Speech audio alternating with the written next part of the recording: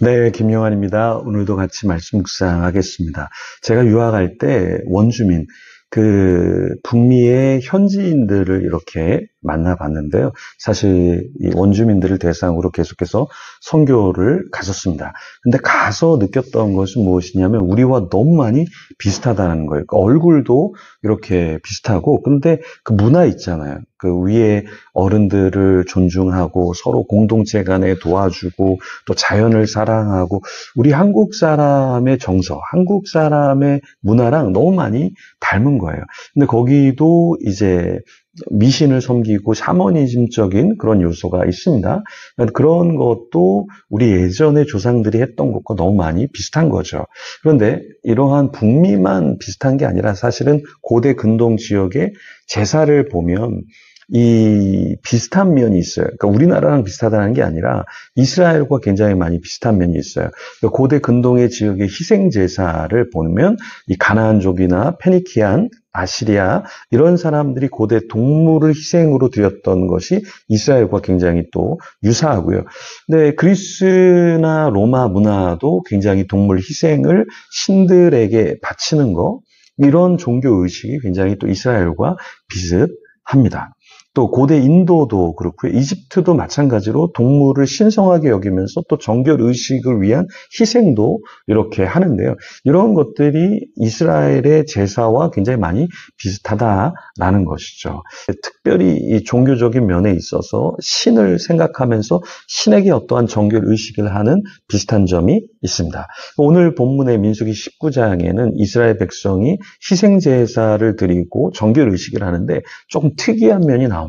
어떤 면이 특이하냐면 붉은 암송아지에 대한 이야기를 오늘 하는데요. 그 내용을 같이 한번 살펴보겠습니다. 자, 먼저 1절에서 3절 말씀 같이 보겠습니다.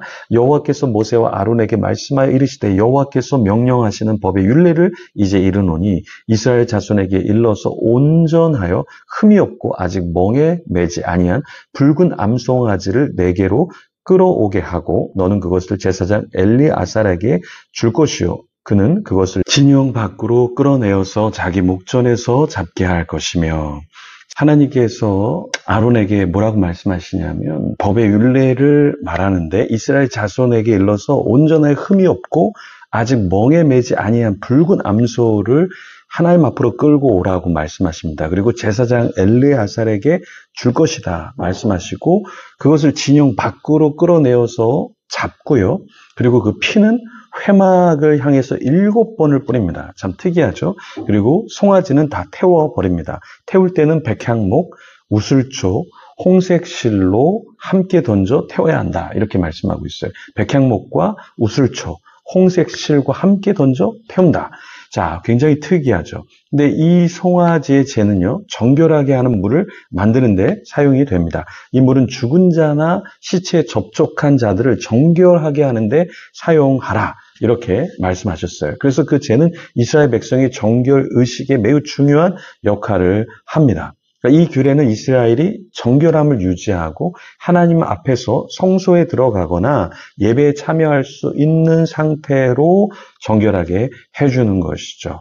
일반적으로 고대나 인도나 북미나 이런 데서는 그냥 제물을 그냥 태우잖아요. 그죠? 근데 여기에 이스라엘의 제물은 그냥 태우는 것이 아니라 하나님께서 하나하나 A부터 Z까지 규례를 주시죠. 그래서 회막문을 향해서 7번 피를 또 뿌리고 송아지를 태우고, 태울 때는 어떻게 하라고요? 백향목, 우슬초, 또 한 가지 홍색실도 함께 던져서 태워라. 그리고 이것이 바로 정결하게 하는 도구다. 이렇게 말씀을 하고 있습니다. 이 정결 의식을 왜 하냐면 하나님 앞에서 우리가 정결하지 않으면 어떻게 됩니까? 우리가 설 수 없기 때문에 그렇죠. 근데 11절의 말씀에 보면 사람의 시체를 만진 자는 이레 동안 부정하리. 그는 셋째 날과 일곱째 날에 제물로 자신을 정결하게 할 것이라. 그리하면 정하려니와 셋째 날과 일곱째 날에 자신을 정결하게 하지 아니하면 그냥 부정하니. 13절 누구든지 죽은 사람의 시체를 만지고 자신을 정결하게 하지 아니하는 자는 여호와의 성막을 더럽힘이라. 그가 이스라엘에서 끊어질 것은 정결하게 하는 물을 그에게 뿌리지 아니하므로 깨끗하게 되지 못하고 그 부정함이 그대로 있음이니라. 자, 하나님께서 시체를 만지는 것도 부정하다. 그리고 그것을 씻는데 잿물로 자신을 정결하게 하는데 한 번만 씻는 게 아니라 셋째 날과 일곱째 날에 정결하게 안 하면 부정한다. 이렇게 말씀하고 있습니다. 바짝 긴장을 해야 하는 것이죠. 그래서 우리도 예배를 드릴 때 주일에 한 번만 예배 드리는 것도 대단하지만 우리가 매일 하나님 앞에 말씀을 묵상하는 것도 대단하고 기도하는 것도 찬양하는 것도 우리에겐 필요하죠. 왜냐하면 우리 안에 있는 욕심들, 탐욕들, 죄를 계속해서 씻어내면 좋으니까요. 그래서 주님께서도 그냥 부정한데 그냥 한 번만 씻지 말고 셋째 날, 일곱째 날에 너를 좀 정결하게 해. 그래서 끊임없이 하나님 앞에서 정결하도록 우리를 요청하고 계신 것이죠. 그래서 하나님은 자신의 성막을 더럽히는 것을 용서하실 수 없다. 이렇게 말씀하고 있습니다. 그러니까 우리도 마찬가지 우리가 주일날만 예배를 잘 드리는 게 아니라 토요일을 여러분 우리가 잘 사용해야 됩니다. 토요일날 너무 늦게 미디어를 보거나 토요일날 너무 노는데 우리의 온 에너지를 다 써서 주일날 피곤하고 아무것도 못하고 교회를 갈까 말까 이렇게 하는 것이 아니라 토요일도 주일을 준비하는 날이잖아요. 그러니까 너무 멀리 가지 마시고 체력을 좀 잘 준비해서 예배에 집중해서 이렇게 말씀을 들어야 되겠죠. 예배 시간에 졸려갖고 피곤해갖고 예배 언제 끝나나 자고 싶다 이게 아니라 우리의 몸을 잘 준비시켜서 정결하게 예배를 드리는 것이 필요하다.